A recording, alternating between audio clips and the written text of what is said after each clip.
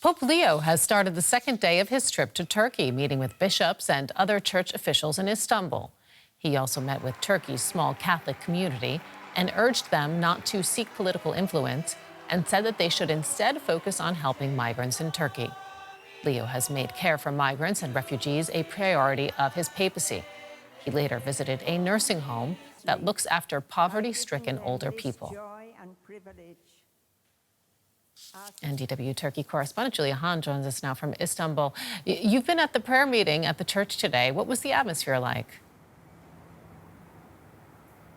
Well, I got a spot in the courtyard of the church where journalists and congregation members could watch on a big screen what's happening inside the cathedral. And there were many cheers and rounds of applause, especially, of course, when the Pope arrived at the church and left again, when he was greeting people. This was an atmosphere of excitement. Of course, it's a big event for Christians here in Turkey. They are a tiny minority. Turkey is a predominantly Muslim country. If you look at the estimates, there are only a few 100,000 people here in a population of 86 million who are Christian, and about 30,000 of them are Catholics. According to Vatican statistics, many of these Catholics are foreigners, migrants, and Pope Leo, in his speech at the church, he told Catholics here in the country to look into the future with hope, despite their tiny numbers. So that was the religious message to the local community. But then, of course,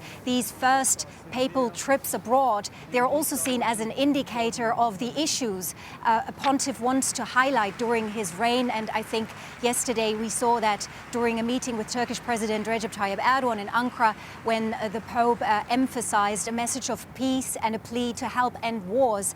Because, you know, his trip comes at a time when there are renewed efforts to end Russia's war in Ukraine, and when here in the Middle East, in the wider region, we also have a fragile ceasefire between Israel and Hamas in Gaza. Tell us a little bit more about why, indeed, Turkey was chosen as his first foreign trip. Well, it was actually Leo's predecessor, Pope Francis, who had wanted to come to Turkey this year, but couldn't because of his worsening health. The reason is the 1700th anniversary of the Council of Nicaea, Christianity's first ecumenical council. It's an event with historic and spiritual significance for Christians, millions of Christians around the world. Pope Leo will travel to the Turkish town of Iznik today. He'll go there by helicopter. It's the ancient Nicaea, and he will hold a prayer there together with Patriarch Bartholomew, the spiritual leader of Orthodox Christians, in a show of Christian unity. Now, my team and me, we went to Iznik before the Pope's arrival, and well, we encountered a town well prepared for Leo's visit. Let's have a look. The small Turkish town of Iznik, a few hours' drive from Istanbul, doesn't immediately look like a crucial site in Christian history. It's known for its beautiful Ottoman-style tiles and ceramics. But now, some shops are offering new designs with Christian motifs. Mevlut Dar shows us a few he made especially for the papal visit. This tile here shows Jesus' Last Supper. It's the work of one person, and it took a month and a half to complete it. Ceramics is a difficult craft, which is why we're very happy that it came out so beautifully. And this one depicts the First Council of Nicaea, which took place here 1,700 years ago. That is why the Pope is coming to Iznik. In 325 AD, Constantine the Great gathered hundreds of bishops here from across the Roman Empire. They drew up the first official declaration of Christian faith. It's known as the Nicene Creed and remains foundational for Christians around the world to this day. The First Council of Nicaea is widely seen as one of the most important and influential meetings in Christian history. And yet, its actual location was, until very recently, unknown. In 2014, archaeologist Mustafa Shahin discovered these ruins of an ancient Roman basilica. He tells me he was looking at aerial photos when he spotted the foundations of a large church in the lake. We conducted underwater excavations here for 6 to 7 years, with divers 2 metres below the surface of the lake. But due to global warming, the water level receded over time, and this structure was exposed. Shahin and his team have established that the basilica was built in the late 4th century, and they believe it's on the very site where the First Council of Nicaea was held. An open-air museum has recently been set up on the lakeside promenade, where visitors can look at the ruins.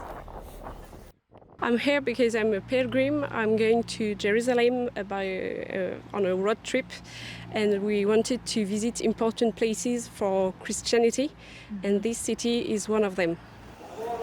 Iznik today is a sleepy town with less than 50,000 residents and no remaining Christian community.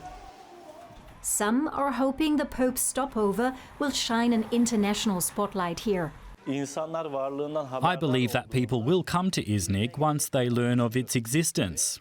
And I predict a significant increase in the number of foreign tourists. Of course, we will benefit from this.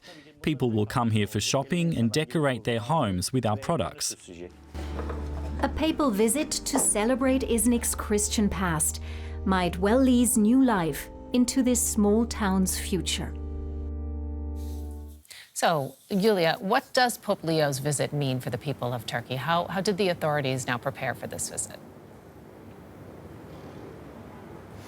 Well, for people here in Turkey, I think many have mixed feelings. As a religious leader, the Pope is not particularly significant for Muslims, but many do recognize the importance of this visit. Some are even proud that Leo chose Turkey as his first foreign destination. And I think my observation in general is that the visit has so far not generated excessive enthusiasm among Turkish people, maybe even minor inconvenience, because many roads here in Istanbul's city center this morning have been cordoned off. There was a lot of police and barricades. Of course, security measures are heightened that might have led some people to get to work late today.